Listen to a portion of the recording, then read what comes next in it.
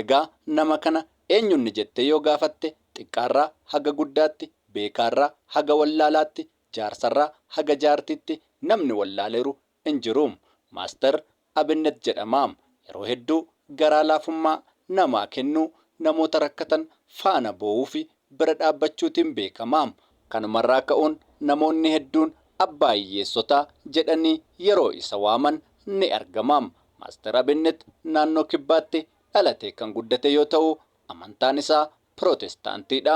Waa malee waa'ee seenaa Maaster Abinnet hin kaasne. Maaster Abinnet seenaa isaa baay'ee nama gaddisiisu tokko waltajjii kanarratti dubbatee jira. Seenaan isaas hedduu nama gaddisiisa. Maaster Abinnet akkas jedhee eegale. እኔ ይህንን ደረጃ ሲደርስ ብዙ ውጣ ውረዶች በህይወቴ አይቻለሁ።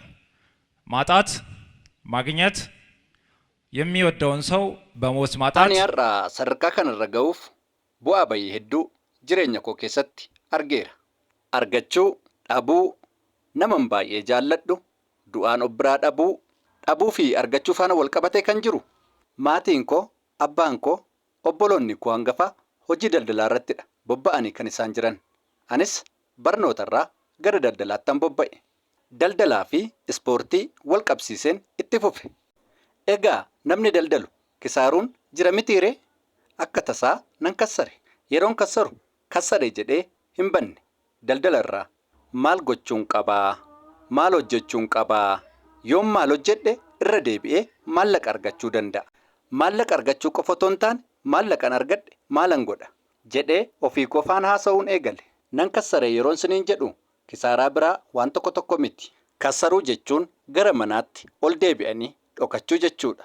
Kana jechuun waggaa 7 konkolaataa 3 yeroo tokkotti wal jijjiireen qabachaa ture.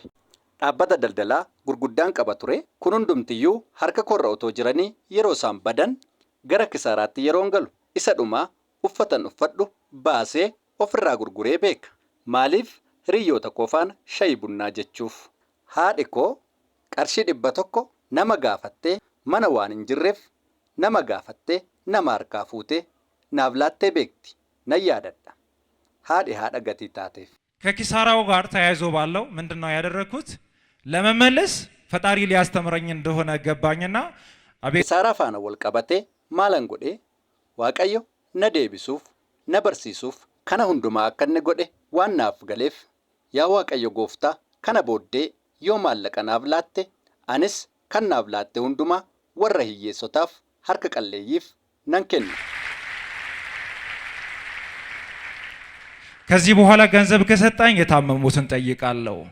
Kana booddee maallaqa yoo naaf laatte warra rakkatan nan gargaara. Kana booddee yoo maallaqa naaf laatte warra dhukkubsatan nan gaafadha.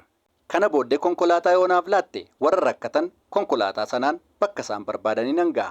Kana booddee maallaqa yoo naaf laatte warra beela'an nan nyaachisa jedhee Waaqayyo wajjiniin nan dudubbadhe. Ergan dudubbadhee kaasee Waaqayyos yeroo dheeraa isatti hin fudhanne kallattii hojii naaf mijeesse. Gara daldalaatti yeroon deebi'u akka duraa sana hin rakkanne. Waanan tuqe hundumatu naaf eebbifama. Waanan tuqe hundumtuu hin eebbifama. ትልቁ ፈተና ምን ነበር? ድጋሚ እንዲሰጠኝ ፈጣሪ ሲጠይቅ የሰጠኝን በሙሉ እሰጣለሁ ስላልኩ የሰጠኝን በሙሉ ምን ላድርግ? Qormaanni guddaan na mudate yoo irra deebitee naaf kennite waan ati naaf kennite hundumaa nan kenna. Waan inni naaf kenne hunduma maalan godha? Rakkoo guddaa keessan gale. Ofii kofaanis dudubbachuun eegale. Ni ulfaata miti. Waan ati naaf kennite hundumaa dabarsee warra rakkataniif nan kenna. Gatiin jedhee irra deebi'ee naaf kenne gatii ta'eef qormaata cimaa keessan gale. Waan barbaade haa ta'u jedheen yaa Waaqayyo situ naaf kenne daandii irratti gaafan argu haadha koo maal rakkatte hoodhu, abbaa koo maal rakkatte hoodhu, obboleessa koo maal rakkatte hoodhu jedhee kennuun eegale. Yeroon kennu dafee bakka naaf bu'a. Jalqaba irratti guyyaatti 20,000 bu'a yoo ta'e galgala taa'ee yeroon herreega hojjedhu har'a 70,000 bu'eera. Guyyaa lammaffaatti 70,000 kennee yeroon sokku ay qodaan kun immoo irra deebi'ee nu bira dhufuu qaba haa fe'amu naan jedhu. Waaqayyo irra deebi'ee gara guddinaatti na baasee jechuudha. Maal isiniin jechuu barbaadeen yeroo gaafattan dhumni isaa maalidhaa jedhaa Waaqayyo wajjin dudubbadhaa. Yoo kana hin taane ni rakkattu. Qabxii guddaan isa kanadha. ከሰጠህ በኋላ ምንድነው የምታደርገው? ልትጨፍርበት ነው? Ergasii kennee booda maal goota? Ittiin caffaruu fi legzarii makiinaa oofuu barbaadda? Fudhadhu Waaqayyo wajjin wal quunnami. Maal goota makiinaa gamoo guddaa ijaaruufidha? Maal goota gamoo guddaa? Na amani. Waaqayyo hundumaa qaba. Paakeejii hundumaa gatii qabuuf hundumayyuu siif kenna. Kassaree otoo hin jiruu yaa Waaqayyo gooftaa si haa galatuun jedha. Warra galateeffatan ta'a. Yoo galateeffanne dabalee nuuf kennama. ሁለተኛ በጣም የሚወዳት የሚያከብራት ሁሌም ከአጠገቤ የማትለይ እኔ የበላሁትን የምትበላ Inni lammaffaa kanan baay'ee jaalladhu, kanan baay'ee kabaju, yeroo hundumaa narraa kan addan baane, waanan nyaadhe kan nyaattu, waanan uffadhe kootii, shamizii, tiishirtii, waanan uffadhe hundumaa kan uffattu, baay'ee nama garaa koo kanan jedhu, obboleettiin koo xiqqoon turte, yeroo hundumaa na wajjin turti. Harka ishee qabadheen pirogiraamii deema. Harka ishee qabadheen mana amantaa deema. Harka ishee qabadheen lafan deemu hundumaa deema. Bakkan deemu hundumaatti yeroo hundumaa narraa adda baateen beektu.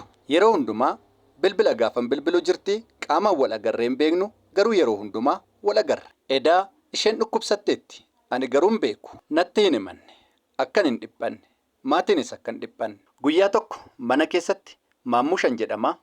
Maammush uffatan qabu uffata naa biti naan jette. Amaa jedhee gatiin ishee waamuuf tole amaa saayitii 11tti hoteela sanatti sin eega.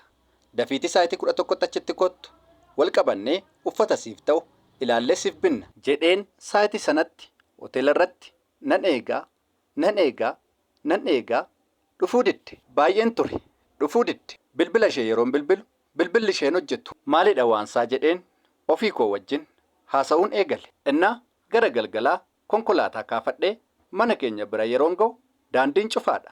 Konkolaataan baay'ateera. Namnis baay'eetu jira. Maalidhaa jedhee gaafan gaafadhu hiriyyaan koo tokko kottu mee naan jedhe. Gaafan gara manaa ga'u obboleettiin koo xiqqoon an akka lubbuu kootti jaalladhu duuteetti amanuu hin dandeenye. Na dhukkube. Yeroo barreessitu hicciitii maatiin koo hin beeknedha. Kanan sinitti himu. Maammush baay'een si jaalladha. Sin dhiphisu jedhee baay'ee tureera. Si bira dhufuuf baay'een yaadaa tureeti na dhukkubaa jira. Har'aa waanan du'u natti fakkaata. Xalayyaa jedhu barreessiteetti uffata ishee keessatti. Dhukkuba ishees dhukkuba onneen qaba jettee dhumarratti barreessiteetti. Akka dhukkubsattee turte isheen beekti. Dhaabbadheetti yaadeen yaa Waaqayyoo ati sirriidha. Obboleettii koo yaalchifachuu hin dandeenye. Isa itti aanu namoota dhukkubsatan akka yaalchisuuf ayyaana naaf kenni jedheen kadhadhe. Yeroo ammaa kana isin garaa laafeyyii Itoophiyaa fi obboloota koo Eertiraawii waliin taanee warra dhukkubsatan yaalchisaa, warra beela'an nyaachisaa, warra kufan kaasaa jirra. Kennaa fi ayyaana akkasii kana Waaqayyo dachee keenya Itoophiyaarraa hin fudhatiin. በመጨረሻም ምንም አልነበረኝም። አሁን ያለውን የሰጠኝ አንድ ፈጣሪ ነው። የኔ የህይወት መጨረሻ ትርጉምና ስኬት ዝና፣ ሀብት፣ ምድራዊ ክብር አይደለም፣ የሰማያዊን መንገድ ብቻ መከተል ነው። dhumarratti ani uma tokkoyyuu hin qabu ture. Amma waanan qabu hundumayyuu kan naaf kenne Waaqayyo tokkichadha. Anaaf hiikni jireenya koo inni dhumaa fi milkaa'inni koo kabajamuu, qabeenya, kabaja biyya lafaarraa miti. Karaa waaqarraa qofa hordofuudha. Faawundeeshiniin Maaster Abinnet dhaabbateera. Bulchiinsi mootummaa naannoo Sidaamaa fi bulchitoonni hedduun as keessa jirtu. Yoo isin lafa nuu kennitanii fi eeyyamamoo taatan Harogaawii Marjaa Maakeel yeroo dhiyootti asitti ijaarra.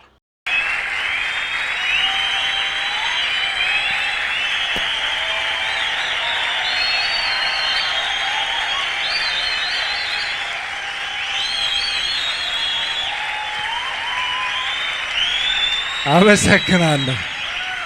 Seenaa kana akka kanaatti qindeessee kan isiniif dhiyeesse ana obboleessa keessan Waaqaan Bollukkuuti. YouTube keenyas subscribe gochuun dagatinaa. Galatoomaa.